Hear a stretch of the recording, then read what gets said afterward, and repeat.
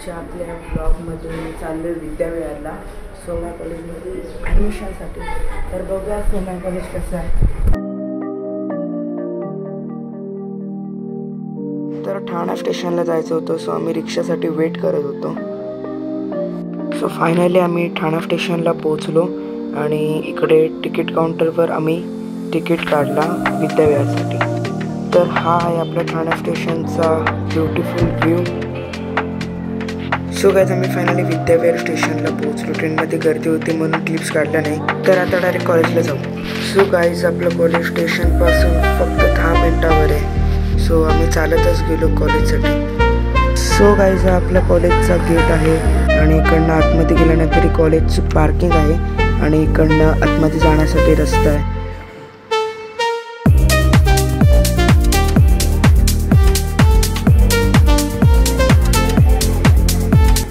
So guys आम्ही गेटमधून कॉलेजमध्ये एंट्री केली आणि ॲडमिशनसाठी गेलो, पण तिथे सांगितलं की आधी ओरिएंटेशन प्रोग्राम आहे ऑडिटोरियममध्ये। सो आता आम्ही तिकडेच चाललो आहे। तर मित्रांनो तुम्ही बघू शकता हा आहे आपल्या सोमयाचा ग्राउंड आणि इकडे बरेचसे बास्केटबॉल कोर्ट्स आहेत। सो खूप भारी आहे बघण्यासाठी, बट मी काही इतक्या क्लिप्स घेतल्या नाही कारण फर्स्ट टाईमच मी कॉलेजमध्ये आलतो। बट नेक्स्ट टाईम कॉलेजला आल्यावर मी तुम्हाला पूर्ण कॉलेज दाखवेल।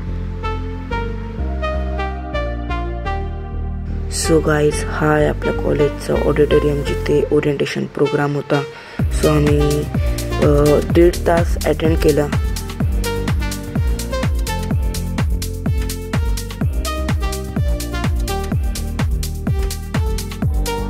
सो प्रोग्राम झाला आणि आम्ही निघालो ॲडमिशनसाठी। सो ह्या क्लासरूममध्ये बसलेलो आणि इकडे डॉक्युमेंट्स व्हेरिफिकेशन झाल्यानंतर कूपन भेटला। तर थोड्या वेळानंतर माझं ॲडमिशन झालं आणि खूपच गर्दी होती ॲडमिशनसाठी आणि आम्ही निघालो।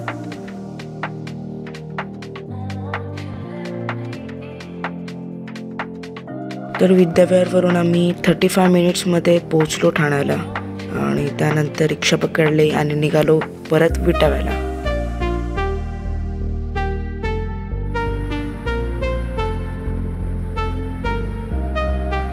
आणि फायनली पोहोचलो आपल्या विटाव्याला। सो गाइस तुम्हाला आजचा माझा शॉर्ट ब्लॉग कसा वाटला मला नक्की सांगा। तर आपला ब्लॉग मी खूपच शॉर्ट बनवला कारण फक्त ॲडमिशन प्रोसेससाठी जायचं होतं, पण टेन्शन घेऊ नका, आपलाच कॉलेज आहे, आता मी त्याच कॉलेजमध्ये जाणार आहे। कॉलेज टूर मी तुम्हाला दाखवेल। तर चला मग आजचा ब्लॉग आवडला असेल तर आपल्या चॅनलला सबस्क्राईब करा, व्हिडिओला लाईक आणि शेअर करा।